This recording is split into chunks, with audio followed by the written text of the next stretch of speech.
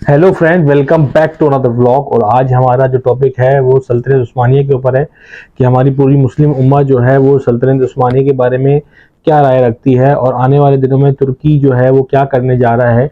और हर मुसलमान का यही है कि भाई सल्तनत उस्मानिया जो हिजाज़ मुक़द्दस है तो मक्का और मदीना का कंट्रोल तुर्की कब संभालेगा। तो हमारी रिएक्शन वीडियो आज इसी टॉपिक पर शूट हो रही है।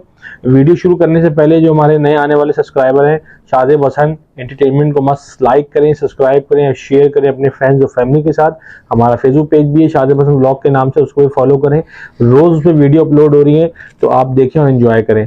तो वीडियो का आगाज़ करते हैं, स्टार्ट करते हैं वीडियो को।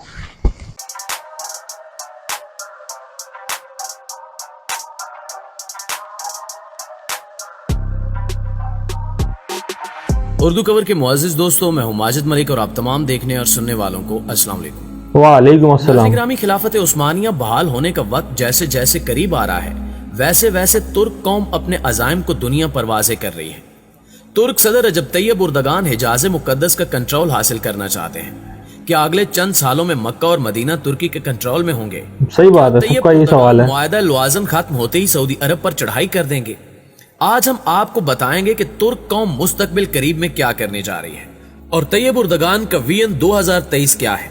यह जानने के लिए वीडियो को आखिर तक जरूर देखिएगा।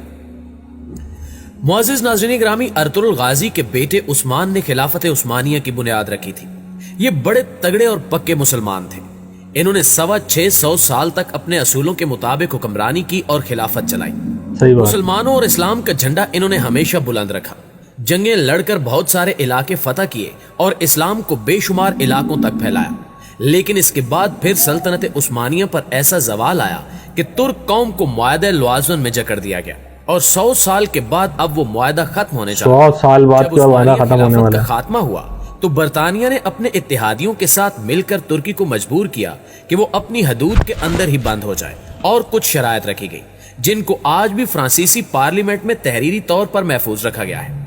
ये मुआहदा जिन शराइत पर हुआ वो शराइत ये है, खिलाफत उस्मानिया खत्म कर दी जाएगी। बहुत सारे लोगों को नहीं पता इन्फॉर्मेशन। खत्म हुई तो इसके जाननशीनों को कत्ल किया गया, इनको जिला वतन किया गया और इनके असासे जब्त कर लिए गए। ये असासे जब जब्त किए गए तो 3 बराज़मों के अंदर बेशुमार मालो दौलत थी। बहुत सारी जायदादें थी जो सारी बरतानिया और इसके इत्तेहादियों के पास चली गई। इसके बाद तुर्की को एक सेकुलर रियासत बना दिया गया, उसमें से इस्लाम को खत्म कर दिया गया, बहुत खिलाफत के ऊपर पाबंदी लगा दी गई। इसके बाद एक और पाबंदी ये लगाई गई कि तुर्की पेट्रोल नहीं निकाल सकता, यानी तुर्की ना तो अपने मुल्क से और ना ही अपने मुल्क से बाहर कहीं से मादनियात निकाल सकता है। ये बहुत बड़ी ज्यादती थी क्योंकि तुर्की की जमीन के अंदर तेल मौजूद है। इसके बावजूद वो दूसरे ममालिक से तेल खरीदने पर मजबूर है। तुर्की के पास एक बास्फोरस समंदर है और साले समंदर एक बहुत ही जबरदस्त बंदरगाह है। इसको बैनुल अक़वामी करार दिया गया है, यानी कोई भी यहां से अपनी मर्जी से आ जा सकता है और तुर्की किसी से भी टैक्स नहीं ले सकता। दोस्तों, ये बहुत बड़ा जुल्म है पर लगा दी गई। नहर सुएज को दुनिया भर की तिजारत की रीढ़ की हड्डी समझा जाता है। इसी तरह बास्फोरस तिजारत के हवाले से दूसरी सबसे अहम जगह है और आने वाले वक्त में ये पहले नंबर पर आ जाएगी।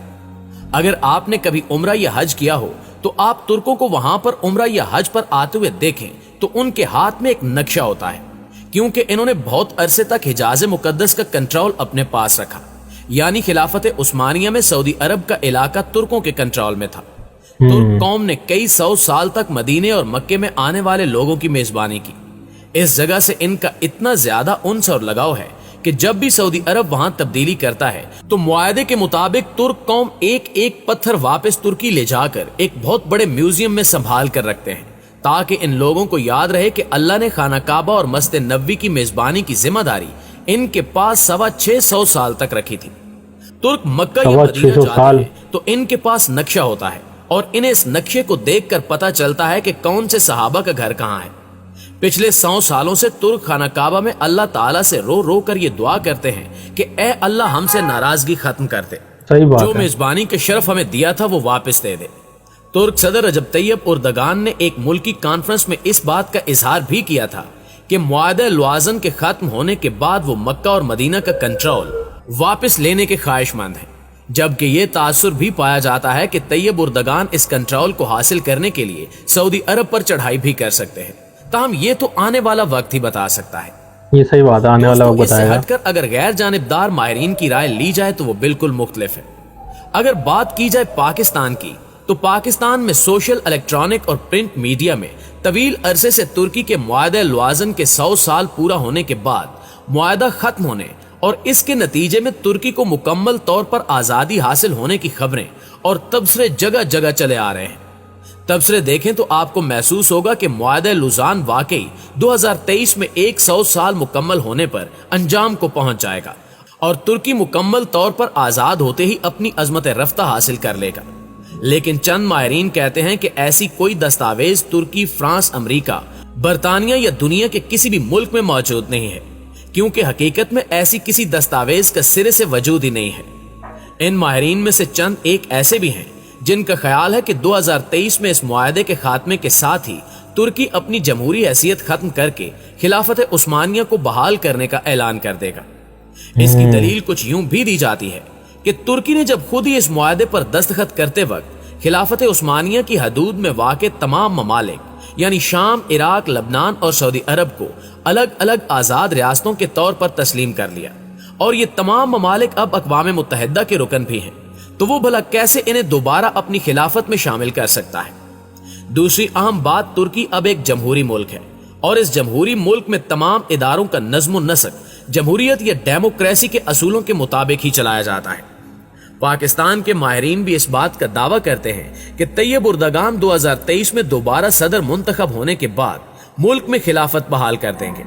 وہ یہ بات بھول جاتے ہیں کہ اردگان نے کبھی خلافت قائم کرنے کا اعلان نہیں کیا, کیونکہ انہیں اس بات کا اچھی طرح احساس ہے کہ وہ خود بھی جمہوری طریقے سے منتخب ہو کر آئے, اور اگر انہوں نے عوام سے خلافت قائم کرنے کا وعدہ کرتے ہوئے صدارتی انتخابات میں ووٹ لینے کی کوشش کی تو وہ کسی بھی صورت اتنے ووٹ حاصل نہیں کر سکیں گے کہ ایک بار پھر صدر منتخب ہو جائیں. اسی طرح پاکستانی ماہرین کا یہ دعویٰ بھی بڑا مذکہ خیز ہے کہ ترکی کو اب تک معاہدہ لوزان کی روح سے اپنی سرزمین سے پٹرول یا معدنیات نکالنے کی اجازت حاصل نہیں ہے, جبکہ اس سے آزادی حاصل کرنے والے تمام عرب ممالک جن میں عراق اور سعودی عرب پیش ہیں بڑے پیمانے پر پٹرول نکال رہے ہیں. صحیح بات ہے, پیٹرول سے ہی چل رہا ہے پورا ملک. 143 شکوں پر مشتمل ہے. کیا انہوں نے اس لوزان امن معاہدے کی تمام شکوں کا جائزہ لیا ہے؟ ہم یقین سے کہہ سکتے ہیں ہرگز نہیں, کیونکہ ان شکوں میں ایسی کوئی شک موجود ہی نہیں ہے اور ماہرین صرف سنی سنائی باتوں پر ہی یقین کرتے چلے آ رہے ہیں. ترکی اپنے قیام سے ہی اپنے قدرتی وسائل خاص طور پر تیل اور معدنیات کے حوالے سے خود مختار ہے, بلکہ جہاں تک معدنیات کی تلاش کا تعلق ہے تو ترکی دنیا میں وہ واحد ملک ہے جہاں سے بڑے پیمانے پر معدنیات جو زیادہ تر توانائی کی ضروریات پوری کرنے کے لیے استعمال کی جاتی ہیں کو دنیا کے مختلف ممالک کو برآمد کیا جا رہا ہے. اور اور معدنیات میں ترکی اس وقت 73% پیداوار کے ساتھ پہلے نمبر پر ہے. یہ بھی نہیں پتا لوگوں کو بھائی, بہت اچھی انفارمیشن ہے, پورا کرتا ہے. اس کے علاوہ ترکی میں بڑے پیمانے پر تانبا, کوئلہ, سونا, کرومیم, میگنیشیم, مرکری, لوہا, گندھک, نمک اور دیگر معدنیات کو بھی نکالا جا رہا ہے. ناظرین گرامی, خلافت عثمانیہ جس نے 10 اگست 1920 میں معاہدہ سیور کی کڑی شرائط کو قبول کرتے ہوئے اپنی سرزمین کے بڑے حصے جس میں شام, عراق, تیونس, الجزائر, لیبیا اور سعودی عرب جیسے ممالک کو 3 مغربی ممالک برطانیہ, فرانس اور اٹلی کے حوالے کر دیا تھا, جس پر عوام نے نہ صرف اس معاہدے کو مسترد کر دیا بلکہ سلطان کے خلاف بغاوت کرتے ہوئے غازی مصطفیٰ کمال پاشا کی قیادت میں عوامی فوج تشکیل دی اور ملک میں جنگ نجات یا جنگ آزادی کا آغاز کر دیا.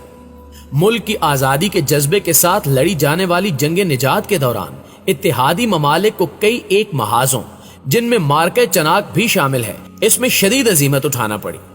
ان فتوحات ہی کے نتیجے میں اتحادی ممالک اتاترک کے ساتھ مذاکرات کرنے پر مجبور ہوئے. اتاترک ایک کتاب میں لکھتے ہیں کہ معاہدہ مون روس کے بعد اتحادی ممالک نے ترکی کو 4 بار امن مذاکرات کی پیشکش کی اور انہوں نے 3 بار ترک قوم کی خواہشات کا احترام نہ کرنے پر اسے مسترد کر دیا. تاہم چوتھی بار ترک قوم کی خواہشات کا احترام کرنے پر سوئٹزرلینڈ کے شہر لوزان میں امن مذاکرات میں شرکت کرنے کی حامی بھری. لیکن ابتدا میں ان مذاکرات میں ترکی کے لیے مشکلات کھڑی کیے جانے پر ان مذاکرات کا بائیکاٹ کر دیا, جس پر دوبارہ سے شروع ہونے والے کٹھن مذاکرات کے نتیجے میں جولائی 1923 میں لوزان کے رومن پیلس میں لوزان امن معاہدہ طے پایا, جسے اس دور میں ترک زبان میں لوزان صلح نامہ سے یاد کیا جانے لگا. اس معاہدے پر ترکی، برطانیہ، اٹلی، فرانس، یونان، رومانیہ، بلغاریہ، پرتگال، بیلجیم اور یوگوسلاویہ کے نمائندوں نے دستخط کیے، اور اس وقت سے اس معاہدے پر عمل درآمد جاری ہے اور اسے ختم کرنے کے بارے میں کسی فریق نے آج تک رجوع نہیں کیا۔